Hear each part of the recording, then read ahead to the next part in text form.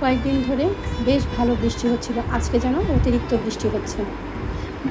দেখতে কিন্তু বেশ ভালোই লাগছে, চারিদিকে বৃষ্টি হচ্ছে, অন্তত গাছগুলো খুব ভালো হচ্ছে।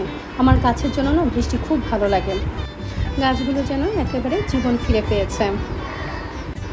আজকে সকালবেলায় এই বোর্ডের লেখাটা চেঞ্জ করে নিলাম। জুনের তারিখটা একেবারে ফিক্স হয়ে গিয়েছিল। আসলে কি, এত অসুস্থতা গেল, খুলনায় বেড়াতে গেলাম, সব কিছু মিলিয়ে আর চেঞ্জ করা হচ্ছিল না। কালকে রাতেই ঠিক করে রেখেছিলাম, ঘুম থেকে উঠে প্রথম কাজ হবে বোর্ডের মান্থটা চেঞ্জ করে দেয়া। ঘরেও একটু নতুনভাবে সাজিয়ে নিলাম, একটু কার্পেটগুলো চেঞ্জ করে নিলাম। এতদিন তো অন্য কার্পেট ছিল, অনেক দিন এই জুটের কার্পেটগুলো উঠিয়ে রেখেছিলাম, ভাবলাম এখন একটু বের করে। ঘরের ছোট্ট ছোট্ট চেঞ্জ কিন্তু মন অনেক ভালো থাকে।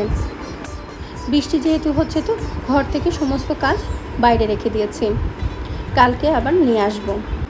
ঘর গুছাতে গুছাতে অনেক বেলা হয়ে গিয়েছে, তাই এখন ভাবলাম যেহেতু দুপুর হয়ে গেছে রান্না করতে হবে, তাই ভাবলাম আজকে একটু রান্না করি আচারি গোশ আর খিচুড়ি।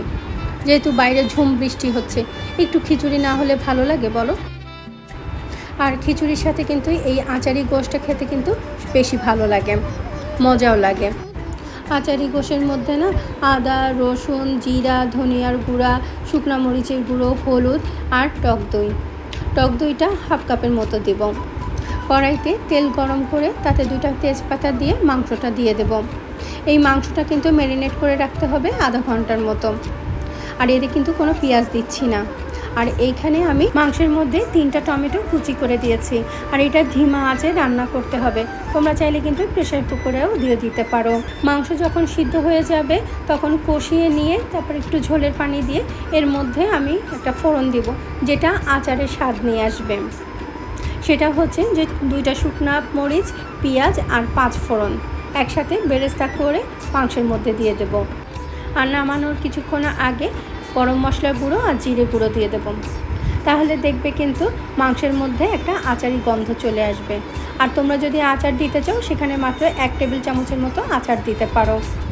আমি এখানে কোনো আচার দিইনি, এমনি আচারের একটা গন্ধ চলে এসেছে মাংসের মধ্যে।